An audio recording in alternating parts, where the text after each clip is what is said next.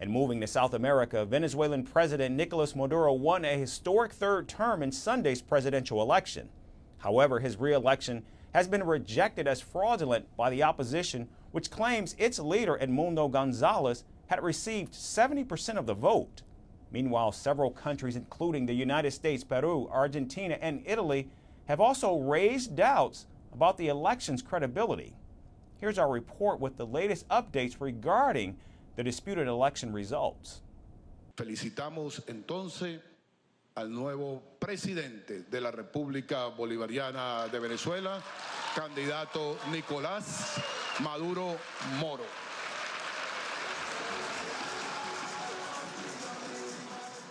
According to the National Electoral Council of Venezuela, the authoritarian leader has secured a third six-year term with 51% of the vote compared to 44% garnered by his opponent Edmundo Gonzalez.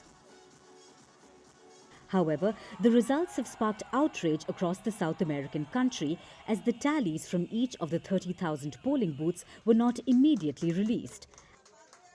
And while the electoral body has promised to do so in the coming hours, opposition leaders said it's only hampering the ability to verify the outcome. They claimed that Maduro has actually received just 30% of the vote. This is in line with several exit polls that predicted Gonzalez would win over 65% of the vote, while Maduro would be limited to just 31%. What happened during today's polling day was a violation of all the rules, to the point that the majority of electoral registers have still not been handed over.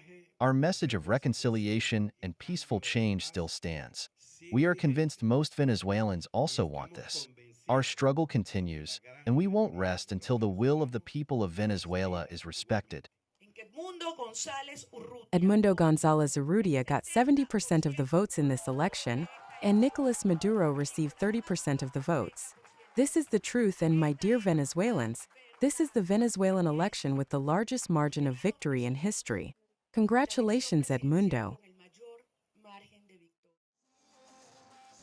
Meanwhile, Maduro celebrated his victory and said he would not allow for violence to emerge after the election.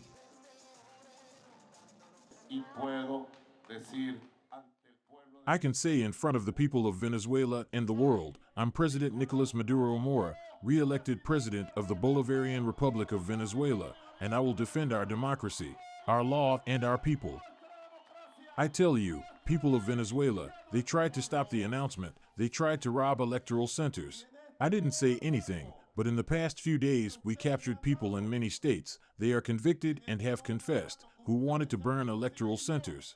I've asked the General Attorney to have an iron hand with terrorists, with opposition protesters, with violent people. We will not allow them to create a spiral of violence. Maduro added that he will work for peace, growth and social happiness of Venezuelans who are suffering from poor economy and imperialism.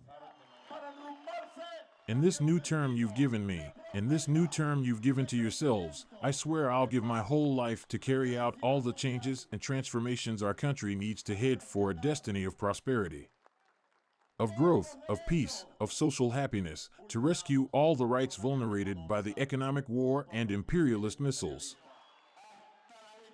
The president further said the election results were transparent, but alleged unidentified hackers infiltrated the voting system.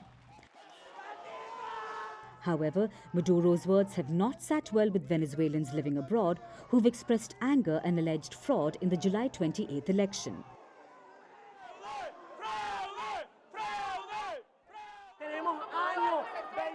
We've fought against this dictatorship for 25 years. We demand the international community to act. Today, the defeat of the miserable dictator Nicolas Maduro was obvious. Enough. We defend our three colors, our 7 stars. Today, we want Venezuela to be free and respect the people's decision. Glory for the courageous people that will get out to defend their rights.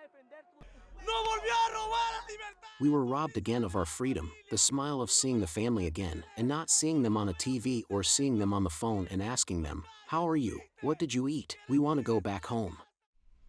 Leaders across the world have also reacted to Maduro's win, with the United States expressing serious concerns over the results. We have serious concerns that the result announced does not reflect the will or the votes of the Venezuelan people. It's critical that every vote be counted fairly and transparently, that election officials immediately share information with the opposition and independent observers without delay, and that the electoral authorities publish the detailed tabulation of votes. The international community is watching this very closely and will respond accordingly. Joining the US are Chile, Argentina, Guatemala and Uruguay, who are also raising doubts about the credibility of the election. Spain, Italy, Colombia and the European Union also demanded transparency, while Costa Rica rejected Maduro's re-election and Peru recalled its ambassador to Venezuela for consultation over poll results. Meanwhile, Bolivia, Honduras, Cuba and China congratulated 61-year-old Maduro on his historic electoral triumph. Since 2013, Venezuela has seen its GDP drop by 80% under Maduro's presidency. This has pushed over 7 million of the 30 million citizens to flee the country. Maduro has also been accused of locking up critics and harassing the opposition. And now it remains to be seen what the future holds for Venezuelans under Maduro's presidency, who has already been in power for 11 years.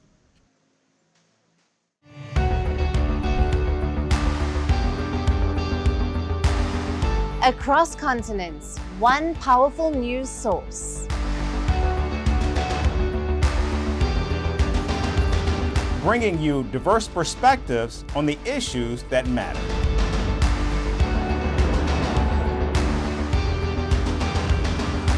We go beyond the boundaries to give you that little extra about every sporting moment.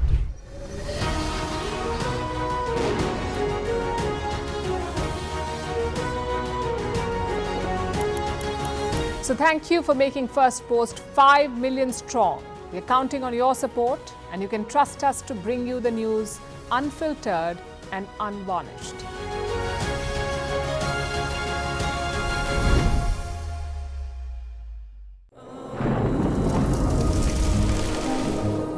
Climate change is on our doorstep. It's time for a revolution to take root. And it starts with 1.4 billion Indians. It starts with one tree for humanity, one tree for Mother Earth, one tree for our future. Project One Tree, a News 18 network initiative.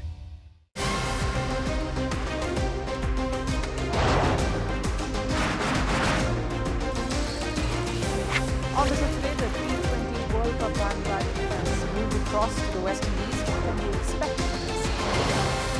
Hello, I'm Alison Green, coming to you from Durban, South Africa. Today we have a special show.